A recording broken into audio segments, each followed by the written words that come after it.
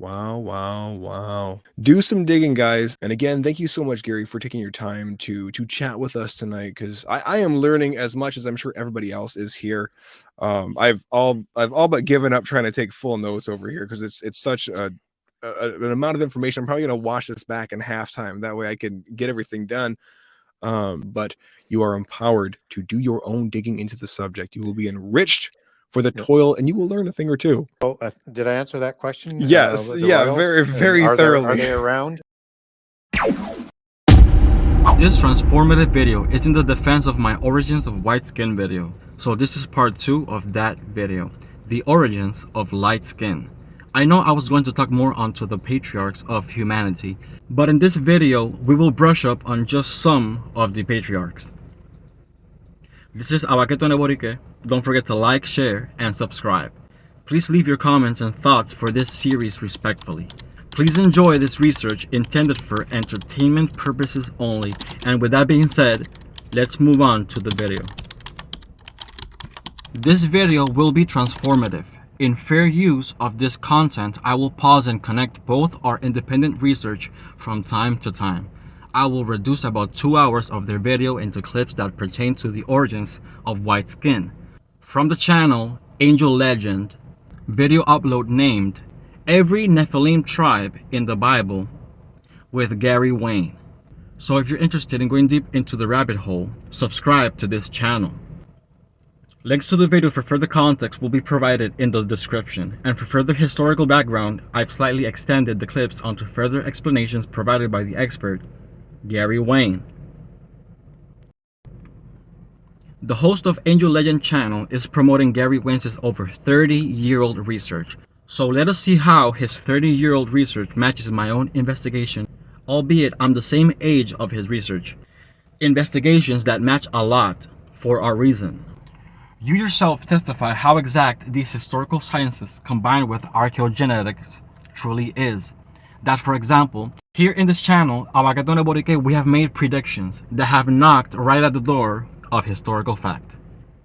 In the first episode, with link down below, we define the genes responsible for lighter skin, and we learn about some of the legends of how white or lighter skin came to be. First, we learn about the accounts narrated by the Quran, where the ancient Peleset are phenotypically grafted into a whiter race. Peoples who end up traveling to the Aegean island of Patmos by a man named Jakub. Therefore, they named them Jacobians. One name among others like the Peleset, name that we will see further into the video. These claim he is the same person as Hebrew Jacob of the Bible patriarch of Israel. However, scholars are able to identify the similarities between the stories. We also see how ancient Greek history and other cultures as such would match the descriptions and the locations of the groups we will study further. And that we will see how even the study of etymology, such as how much names connect everything so much more closer.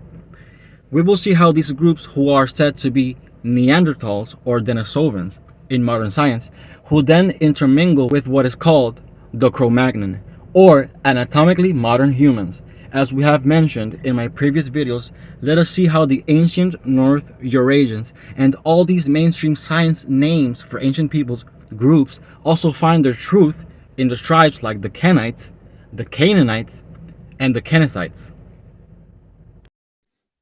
Right. Welcome everybody to Tough Talks. This is a subcategory of the Tough Love podcast. My guest tonight is best-selling author, biblical historian, and all-around awesome guy, Gary Wayne. He is the author of the book, The Genesis 6 Conspiracy, which is a fantastic read, but this is the culmination of 30 years worth of research. Yeah, it would, and you might even say more, but yeah, I'm lining it up with what the Bible says. But so then I had to learn about their religions. So I had to read about all the different Gnostic religions, the different kinds of religions like Hinduism, the different types of scriptures that they have in India, whether it's the Upanishads or it's the Vedas or the Sure, Bhagavad sure. Gita. And then I had to read about the Kisha Maya and the Popol Vuh, and I read the Mormon book, and I read everything I could get my hands on to get a better understanding of what their culture was, because their culture in polytheism was Mhm. polytheism, right? Mhm. And so you have to provide the context. And then I learned that when they started to develop their cult of knowledge, Gnosticism, as we understand it in the West, that led me into the development of these really weird, strange things called mystery schools. Odd name, part of the Yeah. mystical religion for only the elite, that they taught them in degrees of education, just as they did in the mystical religion, except that was focused in a specific agenda and or smaller Mhm. area for development. And so then that led me down the rabbit hole. Well, I have to learn about secret societies because I don't know anything about them.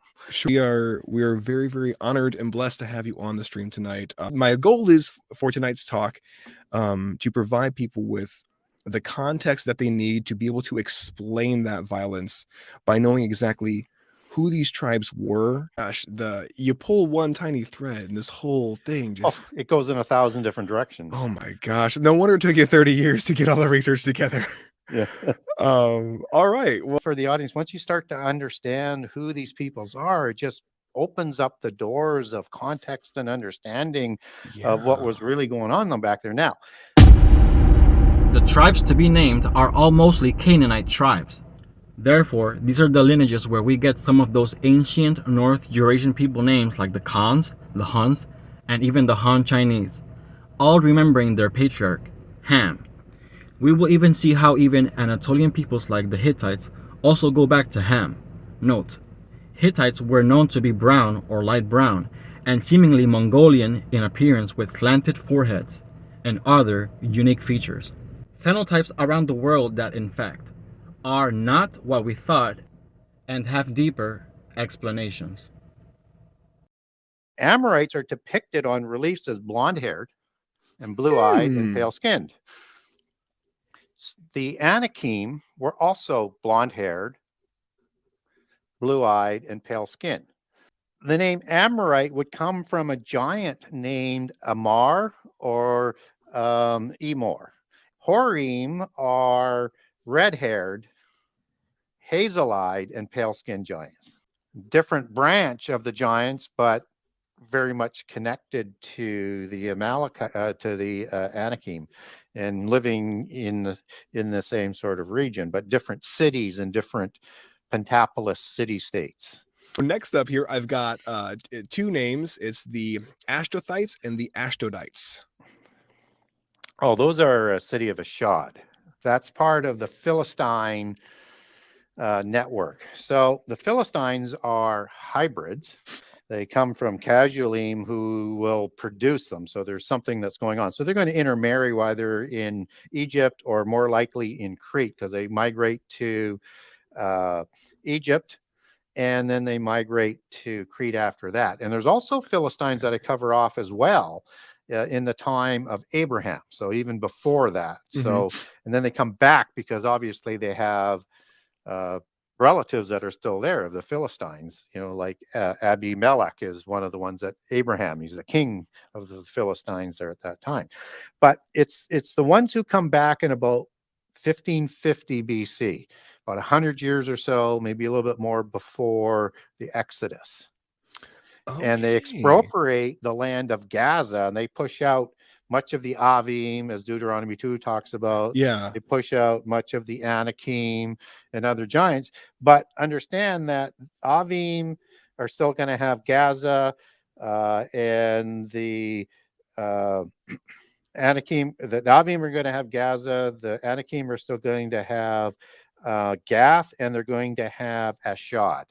So if those are giants, they're going to be either Avim or Anakim, but they lived in the city of Ashdod, so they'd be called by that as one of the acronyms, just as Goliath was a Gittite from Gath. Doesn't mean Gittite, it's the city of Anakim, part of that later becomes part of the Philistine Confederacy.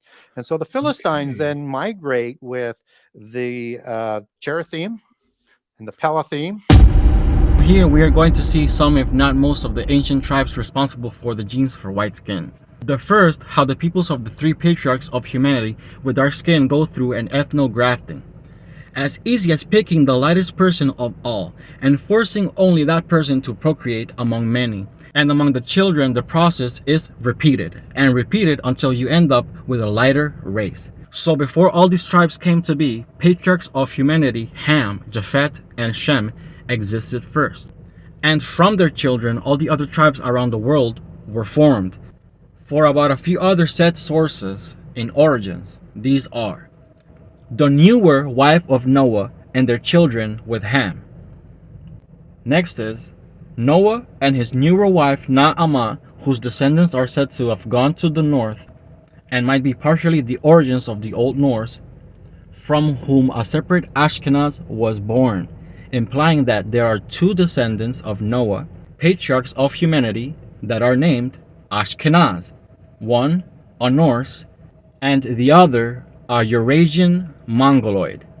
And 3, the giant humanoids and races that are mentioned in the full video of this borrowed content, who are people such as the likes of Kronos and even Zeus and Quetzalcoatl for Native Americans, and much more that go deep into our history. Okay. And the Caphtorim, which are giants, Indo-Aryans that were living in Crete. And so you see Philistines depicted with dark hair and some with light hair. So you've got a mix of the ones that were originally in the Philistine, in the Gaza area, southern land of the covenant, and then the ones who have intermarried with the Indo-Aryans, the dark-haired ones, which would be akin to Gilgamesh, and Sure. right, with the dark-haired ones, right? And migrate back at probably because of the Santorini eruptions, where this islands become unlivable, and they go back to where the Hyksos were part of, and to the Philistines who had settled there, because the Hyksos who leave again before the Exodus, they're the ones who put Israel into slavery, because there's a pharaoh that comes up that Joseph didn't know, which makes no sense, but it's a foreign thing. That's the Hyksos who take over, and they're from well, I won't go through that whole spiel unless it comes up tonight, but anyways, dark-haired giants that are part of that sort of northern range. It's the Greek area, the Greek Empire, Achaia. You have the dark-haired ones that are in Mesopotamia with the Aryans and the Persians. Now, is that where right? we get like a lot Assyrian of the kings have Anunnaki? dark hair and those dark beards, so it's part of that strain. So Is- they're the ones who come back with those giant nations to the land of the covenant that are going to push out the Anakim and the Avim to a certain point, but then put them back into the Philistine Confederacy as part of the what I call larger Southern Alliance of giants. So Notice how the name Peleset matches with the Parathim, Pelasgians, names like the Philistines and Palestine and Palestine, where you can see how it is inevitable to compare and thus connect. Canaanite peoples of white or pale skin and Eurasian features that went to Egypt and became the pharaohs, to the Aegean Isles like Crete and Cyprus, who share close proximity with the island of Patmos, Illyrians, Thracians, and Hittites. These would intermarry with the likes of Ibers, of Esau, Joktan, and Jacob. Hebrews or Jews are most likely getting their whiter complexions from these tribes, where in contrast, ancient Semites would have been darker in skin color. You also see these Anunnaki that are depicted as a human face. So these are the long hair, the curls. Yeah, just like you would see Gilgamesh being depicted or Nimrod, right? So because understand that when they reproduce in that physical body, whether it's a human face or a bird face, they're going to produce giants that look just like them. So Gilgamesh would probably be from the cherubim watcher, because the cherubim, when they take their form on the earth, they take one face of 4 at a time, but we get different depictions. So you get like the falcon gods, or you have the Tengu, like Osiris there. Yeah. Well, Osiris is a serpent god. Wait, Horus. Horus, that's the one. Right. And then you have the Tengu, which are these bird face creatures offsprings of the gods in Southeast Asia, China, India, Japan, and then you have the Xibalba in the Popol Vuh, and these were all demigod giants because they were seemingly created by these cherubim. So if it was a lion face, which we see on caribs, cherubim, and other names, sphinxes. You have a bull and ox as the other face. So you get all these different depictions on the sphinx-like creature, and then you also have these giants with similar types of faces as well. Just as you have lion men of Moab, and the lion-like men of Gad, that or wilderness men, Gibborim, as you take that back to Hebrew, and then. Therefore, it is most likely through these lineages that pale skin came about, which is the various Canaanite tribes. They went to the Aegean Sea, they went to North Africa, they went to Europe, creating Western hunter-gatherers, and other branches of them went to Asia and the Americas. In scriptures, these Canaanites and Canaanites are known to wander the entire Eurasian belt. So therefore, the ending result of Indo-Aryan peoples emerging from the Caucasus region. And then you have this Arioch, that's one of the kings of the Mesopotamians, and Arioch, which is partially rooted etymologically with Aryan, because of the Aryans, Indo-Aryans, as they're known in polytheism, and the Aryans that the Achaemenids take their bloodlines back to, of the Persian kings of the Persian beast dynasty. You have Arioch, which means lion-like. Huh. It just keeps unraveling further and further. The more you dig, the more you find, and it just doesn't seem to stop. The trick is can you put it together with some connection? We have a question in from Ian Rolón. He says, so many religions find their gods in these giants? Partially. The religions come from the fallen angels. And so they're known, as pantheons, right? And they have a similar pantheon all around the world. It's the same hierarchy. It's the same wandering stars of the seven that are the major ones. They just have different vernacular names. So I think there was sort of one common main pantheon, a lot of sub-pantheons around the world. So these are fallen angels. So Zeus is a fallen angel. His father Kronos is a fallen angel. So the best way I can bring that back to the Bible is the Canaanite pantheon. El is the parent god. Yes. Baal is the offspring god, as with Mot, and both created giants. El before the flood, Baal and Ashtaroth after the flood create the Rephaim. And in the Ugaritic texts, they're doing fertility rituals to bring Baal and Ashtaroth back. They don't explain where they are, but they need to come back. I know where they are. They created giants after the flood, so they're in the abyss too, just like their parents went there. Because they're having fertility issues after the flood versus the ones before the flood had no fertility issues. So again, they're distinct, not only in name, not only in time, but in terms of some of the characteristics, which seem to be somewhat diminished in terms of their size and certainly their fertility issue and probably some other of the strengths. Is that why you see so many Asherim poles then, sort of in homage to the fertility then?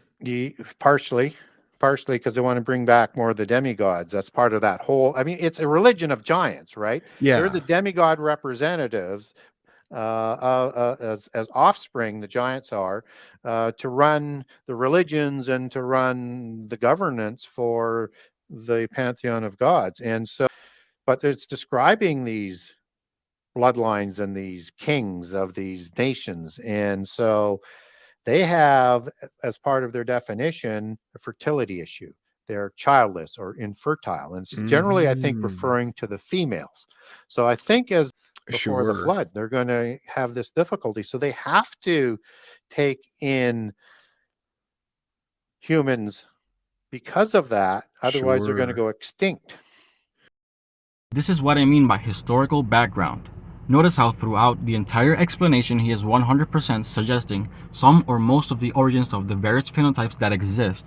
And I am referring to every physical characteristic we can imagine. However, in this case, we see how these tribes are related to one another, and most show features of Aryan type peoples. Flood. So they're ruling after the flood. And they walk amongst humans just as Baal does, just as Mot does, just as Anki does, offspring god of Anu, Leal, offspring god of Anu, just as Zeus, offspring god of Kronos, just as Osiris is an offspring god, Isis is an offspring, right? So, and these are the ones who procreate after the flood. And what's another interesting thing is that's why in the Ugaritic texts they're trying to bring them back to reproduce more Rephaim, who are ones who could actually heal themselves as part of the definition. Yeah, that's why you have to take them off at the head and suddenly, so they don't have time to repair. Minefield, so just the land, waiting for them. The land of the Hamites was gifted to them as the land in Africa. The only tribe that didn't move there was the Canaanites. So they illegally squatted, and I think they were trying to lift the curse burden from the curse of Ham that happens right after the flood as being in servitude by aligning themselves. So they're part of the greater Rephaim. There's a Rephaim race, and then there's either vernacular names for different tribes or different creators from different gods. It's hard to know. I think there's a distinction. Otherwise, they just all would be called Rephaim, but they're called by a lot of different names. So a look at a diluted bloodline. Google Akhenaten, or go visit an Akhenaten or King Tut museum that travels around. He has this long, extended, protruding chin, thin serpentine-like lips, high cheekbones, large wraparound eyes, this elongated skull that he usually is covered with this huge hat to cover that abominably big head. And you look at him and you see a serpent's face. I swear it. So then that covers then the Gazites or Gazathites also would be Philistine there. Yep. Then we've got Azza. If you see Gaza and Azza, that's the same word in the Hebrew. It's just poorly translated. Gotcha. Okay. Hurrians, that's the Hurim. As you take that back to Hebrew, that's three different branches of a similar kind of giant. But the Hurim were more in the north and between, let's say, Mount Hermon and Mesopotamian into that region, and very much closely associated with the Syrians and the Hittites as well. So they're a part of that region. So yeah, so chalk in Hurim, which you don't have, won't have on there. Nobody has ever listed the Hurim. That took a lot of that. So that's three different groups. To them all, anyways. Gesherite is not listed in the Table of Nations. Okay. None of these giant nations are, and they had this amalgamation confederacy of all of these other giants that they brought with them from Crete, plus the ones that were related to them in the southern in the southern region, and they're a part of what I call a larger Southern Alliance after they expropriated the land. And you can understand the campaign by understanding there's a Southern Alliance, a Central Alliance, a Northern Alliance, and an Eastern Alliance. And you can understand the campaigns better that way of the Exodus Wars. And of course, all the beast empires are bloodlines of these powerful kings of the Rephaim bloodlines. So Egypt, they're created through giants, and you have like the Zuzim of Ham located, and then you have other giants like the Perazim and other things. There's intermarriage that's going to form the Pharaoh dynasties, but that's the first one. Assyria's the second beast empire, right? And then you have Babylon, that the third dynasty is kind of, as part of, and then you have the Persians, which is again part of that the third dynasty, as well as the beast empire. And then you have the Greek bloodlines of the giants as the next one, and then the Romans from the gens Julia and Romulus and Remus, Nephilim and Rephaim from two Greek gods as they produce that. So you have all of these beast empires that are interacting all with Israel, from the birth of Israel into a nation where they were in Egypt, and then Egypt tried to wipe them from the face of the earth as they escaped to Assyria. They invaded. They were trying to wipe Israel from the face of the earth. They were stopped because the southern kingdom repented, but the northern kingdom was destroyed and dispersed. Then the Babylonian king Nebuchadnezzar is listed as the terrible of nations. He is one of the most terrible of the ones. He's going to take Judah into exile. The Persian king, and then at the time of the Persian kings, you have a descendant of Agag, Ammon the Agagite. Oh my God. Ammon the Agagite, who for instance should be a king amongst Edom and Edomites, peoples that are partially of these mysterious tribes, and ancient Semites and Hebrews. Depending on the geographical location, more of Japhet, or more of Ham, or more of Shem. Such as these are depicted wider in paintings, these are all linked into confederations. The Canaanites were in Canaan, becoming the Philistines upon dispersal and close to extinction. These who were Phoenicians, the ancient seafaring peoples, that from that same direct lineage also ended up as Carthage. Well, he's part of the Achaemenian kings and the Persian Aryan bloodline. Wow. They even admit it. I write that about in the second book and cite the examples out of history. So I read it. Let's see. Do we think the Nephilim descendants are still in today's world? their descendants are. They call themselves the Royals. And people need to look at where that word comes from. Typically, Ra, R-O-I or R-O-Y, comes through Old French as king, and as regal back into Latin. And AL is a transliteration of EL. EL is the word small case for an angel or a god. I mentioned the Angelegends.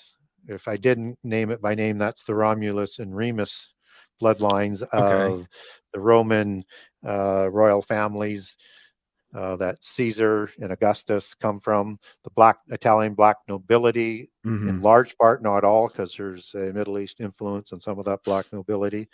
Then you have also the Albigens, this is another one, which a lot of the more northern Europeans take their bloodlines from. But they all track those bloodlines back to their patriarchal Nephilim, Rephaim, and God. Wow. And they all received the divine right to rule from the Council of the Gods on Mount Hermon. Wow. Look at King Charles III, for example.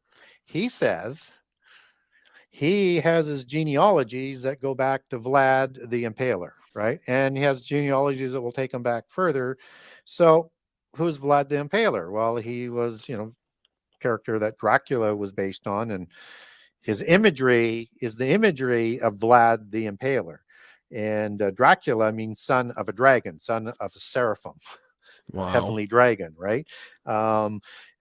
He was a red-haired, pale-skinned, hazel-eyed, Tuatha De Danann descendant, the tribe of Anu, the Datanu, same color hair as the Horim, which were part of that whole Tuatha De Danann, larger sort of name for the nomenclature of tribes there. And that he took his genealogies back to the Agrathi tribe of Greece and northern Turkey, which was descended from a son of Hercules, son of Zeus. They were the local tyrants, the local Tyrannus, the local Gyges of Greek mythology, descendants of Hercules. They're what is it? I'm not going to get it. Herculides, as the bloodline of Hercules goes. Next up, we have the Gittites, Philistine. Gittites, from Gath. Awesome. Anakim. You have to be careful in terms of location and who they are and what they're doing. So Hivites were generally Canaanites that interbred with the Hivim. The Hivites, like Hamor and others there are several Hivim kings would rule over them. No, I mixed up Hivites with Hittites. Give us a rundown of them. Hittites are sons of Heth. Heth, okay. Right? And Heth and Sidon and Canaan are the ones who provided the daughters to the Rephaim to create those 9 tribes. Now, are we talking Right. Canaan, Ham's son? Yeah. One Oh. presumes that Canaan and Heth and Sidon produced hybrids as well, but married daughters of giants because they're named as the patriarchs for the Hittites, for the Canaanites, and for the Sidonites. Got you. Okay. We have the Kenites. Yes. So again, and the Cadmonine don't have a patriarch. The Kenites don't have a patriarch, and the Kenazim. So it's the Kenim, the Cadmonim, and the Kenazim. I call them the ancient KKK. So once you know that, you won't be too surprised that all of the imagery of the KKK, as they're known today, which are National Sure. Socialists and Aryan belief system, they have serpents, cyclops, giants, realms, all occult language in there. So you've got the Kenite, the Kenim, that comes from Kayan or Cain, meaning smith, and rooted in Cain, as in Cain before the flood, but I think it's more of an eponymously. They name themselves after that, or you can believe that giants made from the Cainite line survived the flood. That's another option. I tend to think that they've just accepted that name. They're listed in the Ugaritic texts as the QNI as part of the Rephaim tribes, so we know they're Rephaim. And as I said, no patriarch. And the Kenazim is Hebrew Kenazi or Kenaz, and it also means Eastern people as well. So again, part of that same children of the East in the Judges' War, all sort of sources the word for that amalgamation or that alliance with the Amalekites and the Midianites after the flood. They were bolstered by those Eastern giant nations. The Perizzites. Perazim, part of the Mighty Seven and Mighty 10. Yes, giants. No patriarch. Already covered that the Philistines were an entire confederacy, not exactly like was there specifically hybrids were the Philistines who lived amongst the giants who helped produce the hybrids that they became, right? Okay, so you touched on the Sidonians briefly. Part of the Philistines? No. They were part of the hybrids that made up Tyre and the Phoenicians. Well, yeah, you have the Cherathim. Okay. And the Palathim from the Philistine Confederacy. You need to put that in because they're part of those giants that came from Cyprus and Crete, I mean. So this has been a lot of fun, and I thank you again, Gary, for helping us set the record straight here.